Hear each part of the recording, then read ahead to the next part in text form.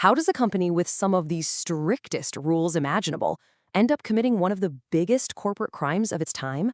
I mean, General Electric, this giant of American industry, had this rock-solid rule against price fixing, and yet they were the ones leading the whole scheme. It makes no sense, right? Well, that's exactly the mystery we're going to unravel. Okay, so first up, a rule to break. We're going to look at the paradox of something called Directive 20.5.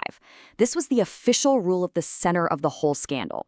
A rule that was crystal clear, but also, as it turns out, systematically ignored. So let's just get a sense of how big this was.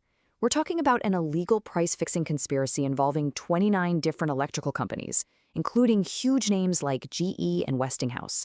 And this wasn't about, toasters or light bulbs. This was for the heavy iron, the massive turbines and transformers that literally formed the backbone of the entire country's power grid.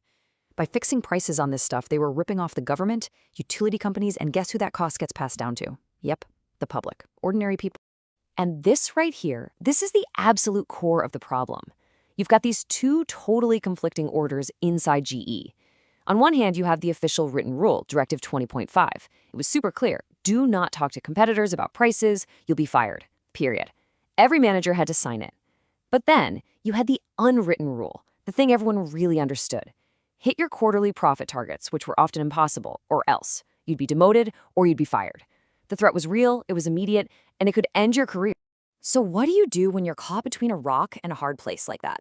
Well, this leads us to the power of the wink. This is all about how unspoken rules can completely crush the written ones. The managers, they learned to read between the lines. They started responding to this unspoken signal from their bosses, something we're going to call the wink. And this idea, this is the key to understanding how good people end up doing really, really bad things. So what is this wink phenomenon? Well, it's that situation where employees basically convince themselves that the official rules are just for show, a legal thing the company has to say. They believe the real instruction, the one that actually matters for keeping their job, is the unspoken one. Hit those profit targets, no matter what it takes. Think of it like this. Directive 20.5 was the written text, but the demand for profit was the subtext, and that subtext was absolutely screaming. Right. So a boss might say, hey, remember to follow Directive 20.5, but what the managers heard was something totally different. They translated it into something like this. Look, I have to say this for legal reasons, but we both know there's no way you can hit these numbers without coordinating with the other guys. So do what you have to do. Just don't get caught. Suddenly, the fear of missing your profit targets became way bigger than the fear of going to prison. The culture literally made breaking the law seem like the only logical choice to survive. Okay, so once they crossed that line, they couldn't just, send emails about it. They had to operate like actual spies. And this is where the story gets really wild. We're talking secrets, spycraft, and the moon. The level of secrecy here was straight out of a spy movie, all designed to make it look like they were competing when they were actually colluding.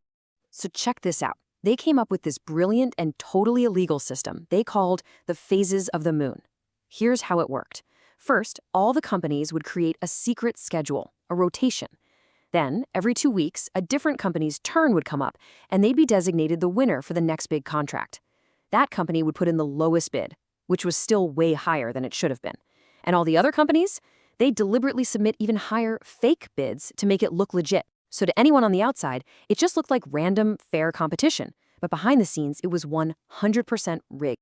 This whole culture of cheating ran on code words and, plausible deniability. There's this one famous story that shows it perfectly. A manager, Raymond Smith, tells his boss, Arthur Vincent, that he just got back from a meeting with the Klan. Now, what Smith meant was, hey, boss, I just met with our competitors to fix prices like you want me to. But later, when the feds are asking questions, what does the boss, Vincent, claim he heard? Oh, the Klan? I just thought he meant he was hanging out with some of his work buddies. See what's happening? It's a system designed from the ground up to protect the guys at the top.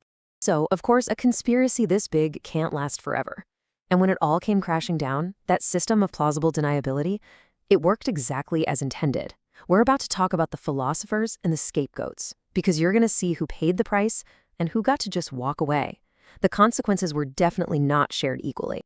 And this brings us to this absolutely brilliant term coined by the author John Brooks, the impacted philosophers. Who were they? Well, they were the guys at the very top of the company, the philosophers who are always giving these big, grand speeches about ethics and integrity. The impacted part? That's the beautiful irony. They were supposedly shocked, just shocked, to find out about this massive criminal conspiracy happening right under their noses, a crime that their own high-pressure culture had basically guaranteed would happen. So, when the dust finally settled, how many people paid the real price? 7. 7 middle managers, the guys on the ground who are actually going to the secret meetings, the ones making the calls, they went to jail. Their lives, their careers ruined. And how many of the top executives, the philosophers who created the system that pushed them to do it? 0. Not a single one served any time in prison. So how did the company get away with it? Their legal defense was brilliant and completely cynical. They just pointed to that piece of paper, Directive 20.5, and said, look, we told them not to do it. These were just a few rogue employees who decided to willfully disobey a direct order. They basically used their own employees as a human shield, protecting the top brass, and of course, protecting all the profits they made from the scheme. So why should we care about this story that happened over 60 years ago? Because the core lesson here is about the unspoken permission slip. And what this old scandal teaches us today is absolutely critical. The fundamental conflict, the battle between official rules and real-world cultural pressure, that hasn't gone away. It's happening in companies right now. So let's boil it all down. The takeaways here are so important. First, culture eats policy for breakfast. It doesn't matter what's in the official rulebook, the unwritten rules and what gets rewarded are always more powerful. Second, messages get warped in big companies. What the CEO says isn't always what the person on the ground hears. Third, that wink is more powerful than the law itself. The pressure to succeed can make people ignore their own ethics. And finally, and this is a big one, if you really want to know what a company values, don't read their posters on the wall. Just look at who gets promoted. That tells you everything. And all of this leaves us with a really tough and really important question that every single person, whether you're a leader or an employee, should be thinking about. How do you actually build a system where a leader's silence isn't mistaken for permission? When a boss is pushing hard for a target, how do you make sure that pressure isn't seen as a secret wink to cheat? Honestly, that's a problem that is just as real today as it was 60 years ago, and it gets right to the heart of what ethical leadership is all about.